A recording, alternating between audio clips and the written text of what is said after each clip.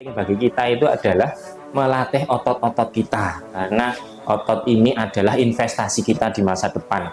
Yang bisa kita manipulasi ini adalah otot dan tulang kita sebenarnya. Jadi intinya ya harus rajin latihan fisik, olahraga.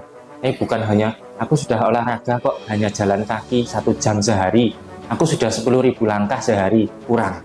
Karena olahraga itu ada beberapa macam, ada olahraga endurance, ada olahraga penguatan.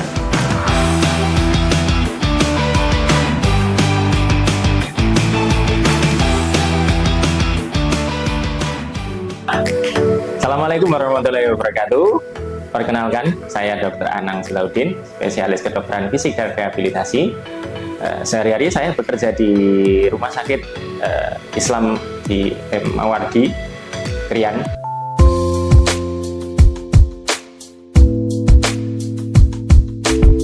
Hari ini kita akan membahas tentang low back pain, atau mungkin seringkali disebut dengan nyeri punggung bawah.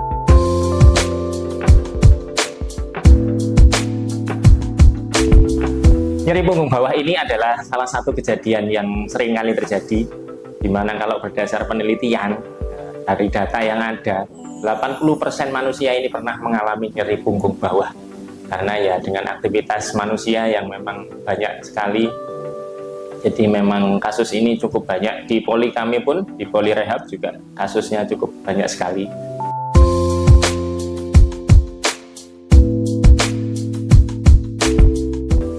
Jadi pengertian dulu, pertama kita harus tahu dulu pengertian apa sebenarnya low back pain itu. Low back pain itu kan bahasa Inggris, low itu bawah, back itu punggung, pain itu nyeri. Di nyeri punggung bawah. Jadi punggung kita itu sebenarnya ada bagian atas, tengah, dan bawah. Kalau ini kita ada gambar,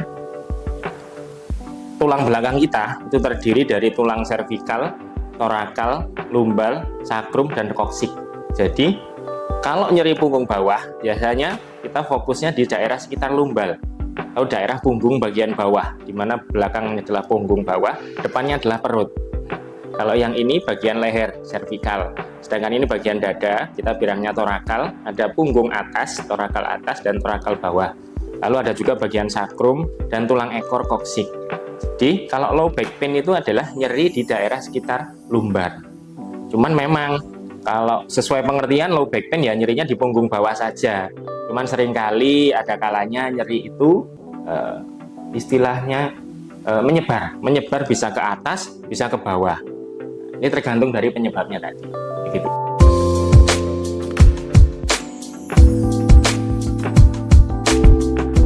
Untuk penyebab sebenarnya ada banyak sekali. Kalau kuliah itu juga ada bersemester-semester. Buku textbook juga ada banyak sekali. Penyebab secara umum yang pertama mungkin paling sering adalah postur ya. Postur tubuh kita sehari-hari. Postur itu adalah posisi atau keadaan kondisi tubuh manusia saat beraktivitas. Saat kita duduk, saat kita jalan, saat kita tidur, saat kita aktivitas sehari-hari. Itu bisa dari situ. Mungkin posturnya yang kurang benar. Mungkin ada yang kurang tepat, terlalu membungkuk atau terlalu degek, atau mungkin saat kita duduk di kantor, duduknya entah terlalu bungkuk, atau mungkin mejanya yang nggak pas, itu juga postur akan berpengaruh. Selanjutnya bisa juga karena terjadi cedera. Cedera ini bisa karena kecelakaan, jatuh dari ketinggian, jatuh dari kursi atau kepleset saat kita jalan, atau mungkin kecelakaan lalu lintas juga seringkali terjadi cedera tulang belakang. Bisa di tulangnya, bisa di ototnya. Berikutnya penyebabnya bisa juga dari gangguan saraf. Kalau gangguan saraf, seringkali mungkin yang tersebut di masyarakat saraf kejepit. Nah, itu juga terjadi gangguan saraf di tulang belakangnya. Kalau ini adalah salah satu contoh tadi yang saya bilang saraf kejepit ya, istilah orang Jawa. Jadi tulang punggung kita itu, ya tadi yang gambar tulang, ini yang tulang bagian bawah, ini adalah tulang bagian lumbar. Kalau yang ini hijau ini yang normal, yang healthy. Kalau yang kanan ini yang bermasalah, kita bilangnya spinal stenosis. Jadi saraf kejepit ini bisa di bagian tengahnya saraf, bisa di bagian samping kanan atau samping kiri. Jadi ada 3 titik. Dan tulang belakang di lumbal kita ini ada 5 sarafnya, cabangnya kanan kiri. Jadi ada 10. Kalau yang kanan kiri, kalau yang tengah memanjang mulai dari kepala, otak, leher sampai punggung ke tulang ekor. Jadi saraf kejepit itu bisa di tengah, bisa di samping kanan, bisa di samping kiri. Ini tergantung kondisinya, tergantung gejala akan berbeda-beda. Di tulang belakang kita yang sesuai gambar tadi, itu di sekitar situ banyak sekali saraf. Jadi kalau terganggu tulangnya, atau mungkin pernah cedera, atau mungkin bahasa Jawanya kecetit, nah itu akan mengganggu sarafnya, dan nyerinya juga akan cukup mengganggu. Berikutnya bisa juga karena mungkin gangguan di tulang, bisa karena mungkin ada kondisi di mana kelainan tulangnya bengkok, seringkali disebut skoliosis. Ini bisa ada macam-macam sebenarnya. Kalau skoliosis ada bab tersendiri. Cuman gambaran gampangnya skoliosis itu tulangnya bengkok. Artinya kurva tulangnya yang harusnya dari depan atau belakang itu lurus. Nah, kalau yang sini, nah kalau kita lihat gambar yang di sini tadi, tulang kita kalau dilihat dari depan ini gambarannya lurus. Tapi pada kondisi skoliosis dia akan berbelok-belok. Sedangkan kalau tulang dari samping memang normalnya belok seperti ini. Cuman beloknya nggak terlalu besar. Jadi pada kondisi ada kelainan tulang, mungkin entah satu tulang atau dua tulang yang ada kelainan bentuknya, akhirnya menyebabkan kurva atau garis lurus tulang ini terganggu. Ini juga lama-lama akan bikin nyeri. Berikutnya bisa juga terjadi keganasan juga bisa. Mungkin tumor atau mungkin infeksi juga bisa, infeksi di tulang belakang tersebut. Seringkali yang terjadi di infeksi tuberkulosis TBC tulang. Itu juga sering. Berikutnya sebenarnya banyak sekali, cuman yang paling sering itu sih di antara postural atau mungkin cedera bisa di ototnya, bisa di sarafnya, bisa di tulangnya, bisa juga karena kelainan tulang. Oh ya, yang satu lagi bisa juga karena usia ini kita sebutnya biasanya spondylosis atau bahasa awamnya tulang tua. Orang Jawa menyebutnya pengapuran di tulang belakang. Nah, ini juga bisa menyebabkan nyeri. Bisa juga karena tulang keropos, osteoporosis.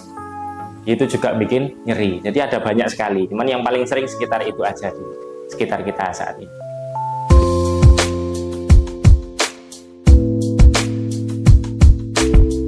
Untuk penyebab dan gejala bersama. Ya, kalau penyebab sebenarnya tadi tergantung yang mana penyebabnya. Gejalanya ya memang dari pengertian gejalanya nomor satu nyeri. Nah, cuman sifat nyerinya ini yang berbeda. Ada yang kalanya nyerinya tumpul itu kemeng bahasa Jawanya ya. Biasanya itu cederanya di otot. Ada juga yang nyerinya tajam kayak ditusuk-tusuk. Nah, bisa jadi ada mengenai saraf. Atau mungkin nyerinya yang menjalar dan terasa panas, terasa sampai kakinya kesemutan, menjalar ke kaki. Kadang nyeri punggung, menjalar ke bokong, paha, sampai kaki bawah. Bahkan sampai ada kelemahan kaki itu juga bisa. Ini tergantung pemeriksaan, tergantung kondisi pasien masing-masing. Bisa juga gejala yang lain mungkin sampai kelemahan. Istilahnya kelumpuhan ya. Kalau lumpuh kan sama sekali tidak bisa gerak. Kalau ini ada kelemahan kaki, dan kaki itu tidak bisa diangkat. Jalan itu kayak jinjit, kakinya ngelewer. Drop foot kalau kita bilang, itu juga salah satu gejala dari gangguan saraf karena gangguan tulang belakang tersebut.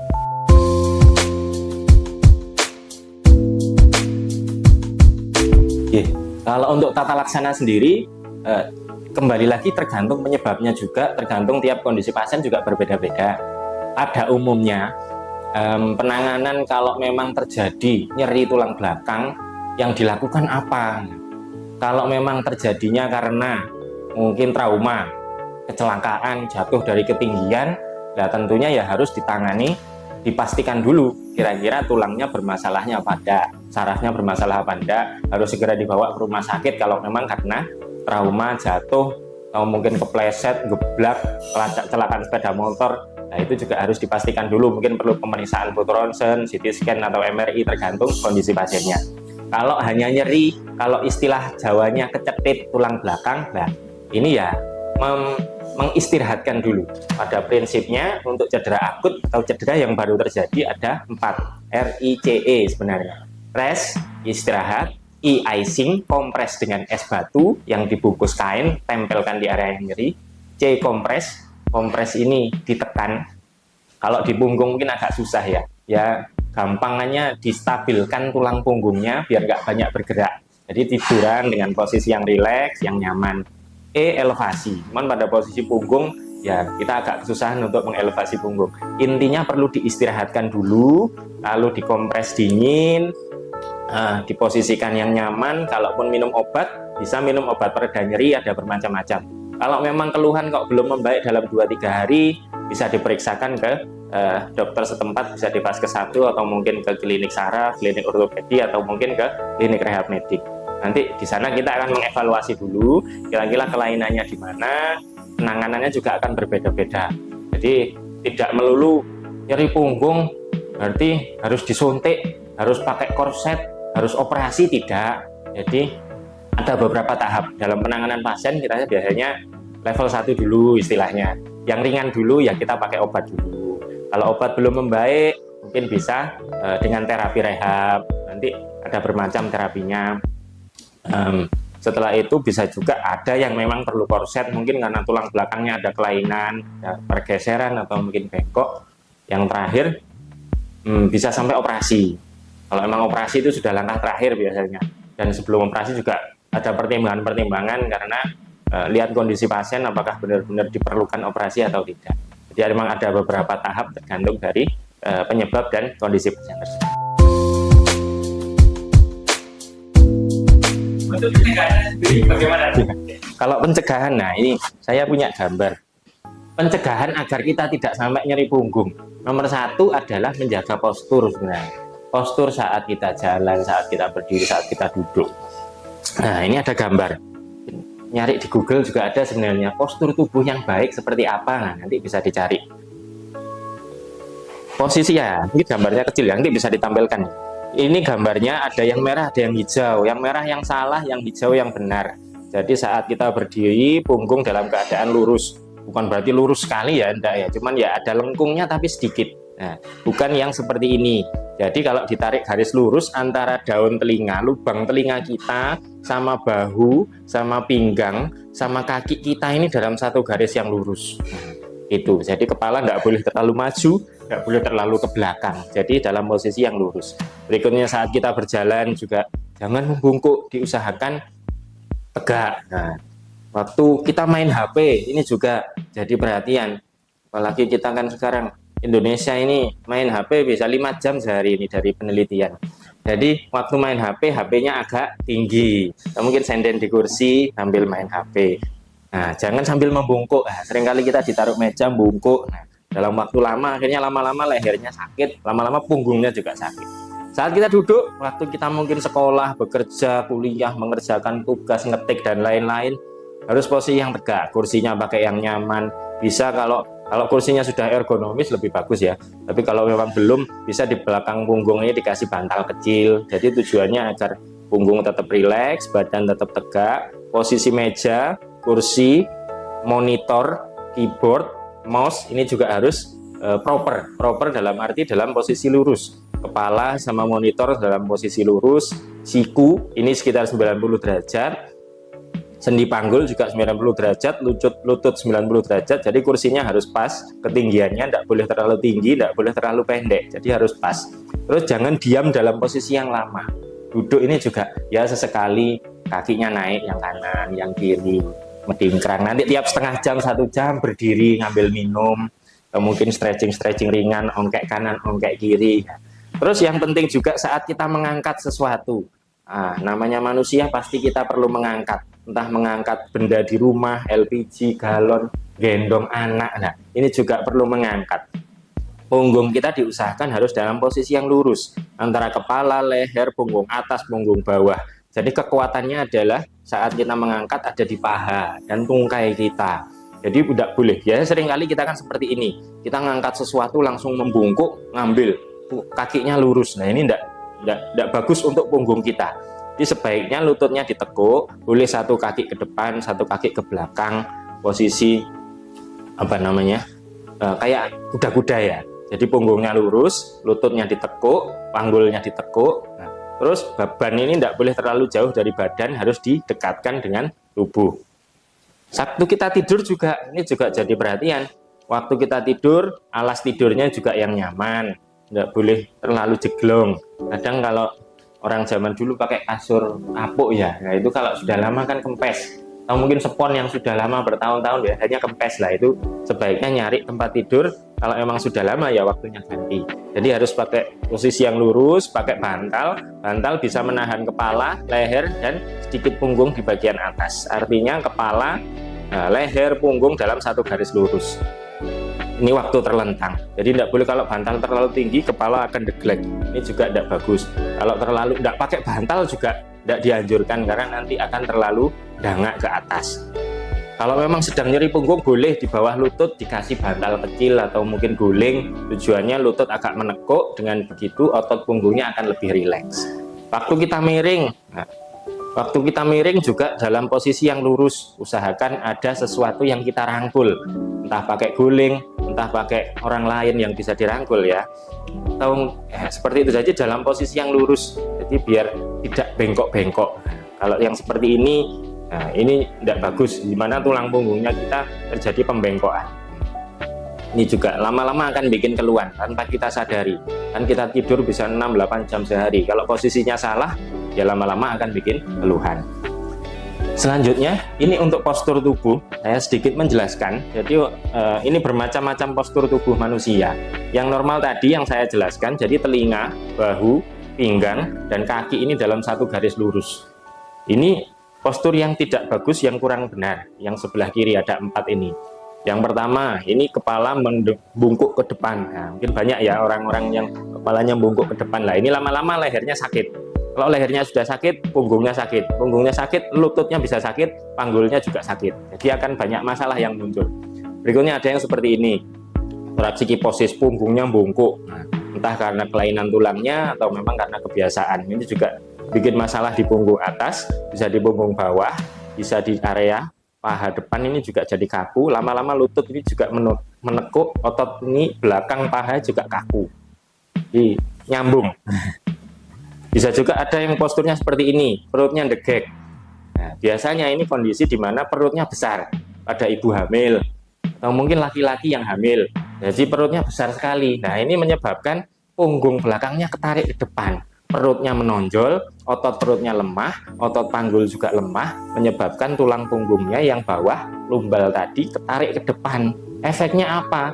Saraf-saraf yang dekatnya tulang tadi, yang belakangnya tulang, akhirnya ada istilah ketarik, atau mungkin bahkan bisa kejepit, akhirnya nyeri di punggung, bisa jalar ke kaki.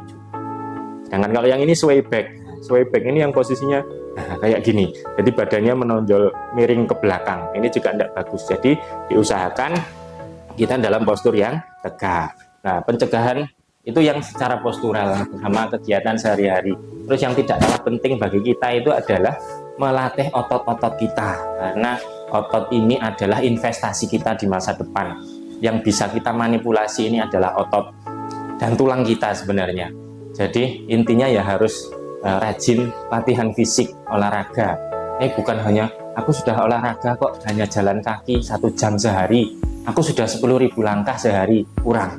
Karena olahraga itu ada beberapa macam, ada olahraga endurance, ada olahraga penguatan. Ini kalau dijelaskan ya panjang lagi, cuman gampangannya minimal kita perlu latihan penguatan 2-4 kali dalam 1 minggu per sesi, tergantung apa yang dilatih. Jadi otot mulai dari leher, punggung, perut, dada. Nah, ini untuk investasi kita biar otot kita tetap kuat. Karena kalau kita sudah di atas 30 tahun, per tahun otot kita berkurang sekitar 1%. Kalau usia 50, kalau nggak dilatih bisa berkurang 20%. Apalagi sudah bagi perempuan yang menopause, nanti kondisinya akan tambah menurun lagi. Ini makanya otot kita harus dilatih, kita harus senantiasa aktivitas fisik tetap, latihan fisik tetap, olahraga tetap, nutrisi juga iya, istirahat juga iya, pola pikir juga iya. Jadi ada banyak hal. Bagi sobat RSIM yang mungkin ada keluhan di sekitar punggungnya, bagian bawah, bagian atas, ya ada keluhan apapun nyeri, mungkin bisa diperiksakan ke kami, bisa di rumah sakit RSIM, bisa ke Poli Rehab Medik. Nanti ketemu saya ada di setiap hari Kamis dan Jumat pagi. Itu tadi, sekian dari saya. Barangkali mungkin ada pertanyaan yang mungkin menarik yang bisa kita bahas, nanti bisa ditanyakan ke kami. Untuk bab-bab lain mungkin bisa kita ada di sesi yang lain tentang olahraga dan lain-lain, nanti bisa kita sambung di waktu. Demikian, terima kasih. Assalamualaikum warahmatullahi wabarakatuh.